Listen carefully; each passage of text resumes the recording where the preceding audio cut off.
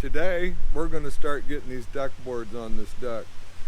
It's supposed to be raining, but the sun is shining, then a cloud, then the sun, so I'm going to take it. Yesterday I trudged through the rain to get this framework finished. The structure turned out really nice. I'm happy with it. Let's get some deck boards on.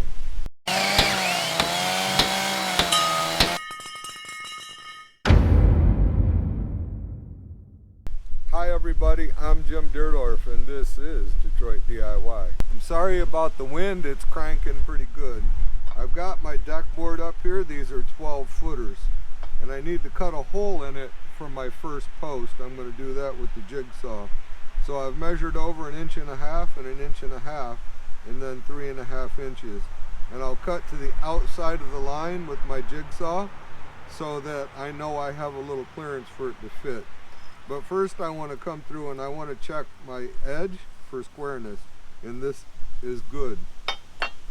You also need to keep in mind that these are about 1.5 inches or so over 12 feet. So they give you room to be able to clean these up a little bit and still have them at 12 feet. And you don't want to forget to trim your other end. So I'm going to get this cut out and then trim it off at 12 feet, and this one will be ready to install. What I want to do first is drill me a couple holes in here. I don't have any paddle bits with me, but this will work just fine. They don't have to be tight to the edge. Alright, that is enough to get me going.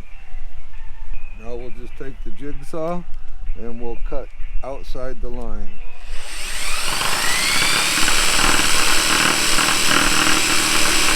Got the opening cut for my post. Let's see if it fits.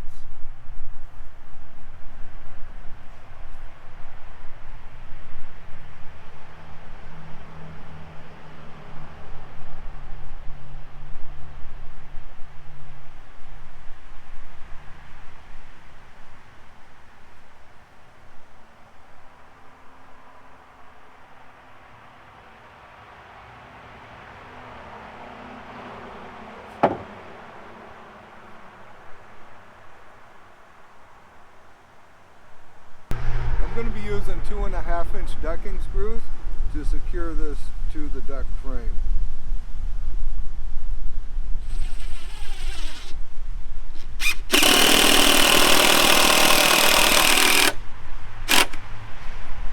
There's no reason to bury the screws,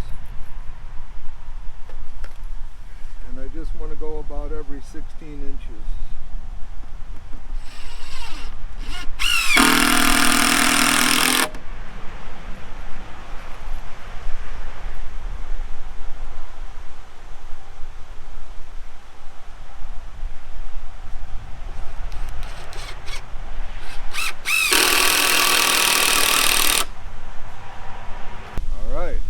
Keep putting screws in. The wind's kicking. It's going to tip you guys over in a second. I'm going to get my next 12 footer in, and then I'm going to start with an 8 footer and finish that row out with a 12 and whatever the leftover is, and then I will go with a shorter board than that, a 6 footer or something like that, and then maybe even a 32. I have 3 rows of boards down. And what I did was I started out with 2 12s right here. Then I started with an 8, a 12, and a 4. And then I reversed it with a 4, a 12, and an 8. And I think them are going to be my only 3 patterns. I'm just going to keep repeating them until I get it all closed in.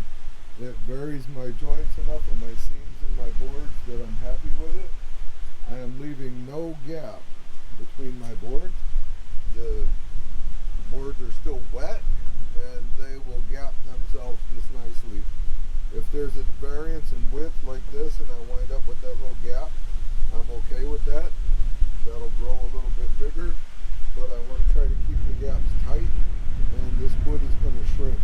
So I'm just going to butt them tight together and screw them in. I'm going to keep going. We'll come back and take a look in a little bit. If you have a warp in one of your deck boards, you're going to want to put it on in this manner right here. If you flip it the other way, you'll really struggle to pull that out of the middle. And what I've done is I've screwed a board on right here just with 2 screws, and I'll just get my pinch bar in here and I'll push that in place. I can also do it like this, which will probably work better for me in this situation. I'll put my knee on it right here, push it down, done deal. Get another screw in there. It sprung back just a little bit. Alright, there we have it. This is how far I got with 5 pounds of screws. Not everything is screwed on this last row, but that burnt up 5 pounds of screws. Now this is 24 feet across. Roughly, it's like 3/4 of an inch short of 24. So it is going to burn through some screws, but at least I got, I don't know, I'm about 1/3 of the way. The other thing I want to point out is when you're putting your boards on, you want to put the crown, or you want to see the grain pattern like this in the down direction. Now sometimes this is the ugly side of the board and you have no choice but to turn it over. Probably 1/3 of what I've put on are turned over. When you put them on in this direction, it helps to control the cupping so that these boards, if they are slightly cupped, it won't get any worse. If you put them on this way, it's a struggle to control the cupping, especially as they dry and they shrink up a little bit. I'm going to get some more boards on and we'll take a look in a little bit. I've made it to here with my decking boards. I've got all of this pulled off and I had to replace 3 joists in there, and I put the bridging in and that is all ready to go. Hopefully I can get a wrap on this today. I've got my flashing on over where my joists are tied together, and I've also put some flashing here and over there where the 4x4 is, just to keep moisture from getting between those pieces of wood. This particular area right here, I have done something a little different. So as you can see, that 6-inch board leaves quite the gap here. And they actually measure at 5 3/4, not 6 inches. So what I've done is I've cut some boards down. They're kind of sitting here on the deck. So I will start popping them in and show you what I've done. I've basically ripped some boards at 3 inches and some at 4 inches, and I will put them together and fill this gap up rather nicely.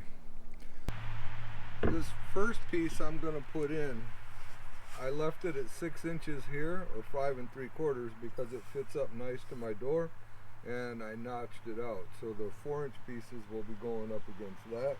And I've also got the cutout in it for around the post, so it'll sit in there very nicely like that. I like that, nice and tight. Then we've got this 4-inch piece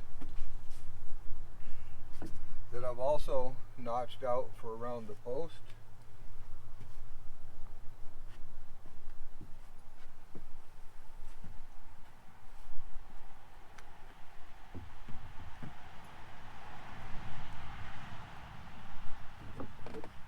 And it is going to sit in there just like that. I'm very happy with what I got going on here. There's no gap, and I've done the same thing on that side. I'll get these screwed in and then we'll take a look. I've got all of these duck boards in, and I put some in along this side also, just because I wanted to show you this transition. I'm okay with that. I would rather have that there than wind up with something goofy out there. So that's why I decided to work in towards the house, because I knew that I would have a little bit of an issue here coming in. I mean, it wasn't much. I could have put a 6-inch board on there and just lived with the gap, but I like what I got here a lot better. It's a lot tighter to the house and it looks really good. Where I ripped the boards, I don't have my table saw here, so I had to rip them by hand, and I'm happy with how they came out. They're pretty nice and tight. And I'm sure once they dry, that gap will open up a little bit, but that's okay, no big deal. And it'll be easier for me to pop that off when I do the siding next year. So I'm going to go ahead and get the rest of these boards on. I'm hoping to finish this today, and we'll take a look when we get it all done. I've got the deck finished. I couldn't be happier with the results. This deck looks really nice compared to what it was.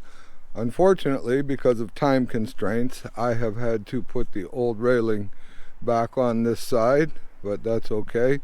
It's another project for the spring, which is fine.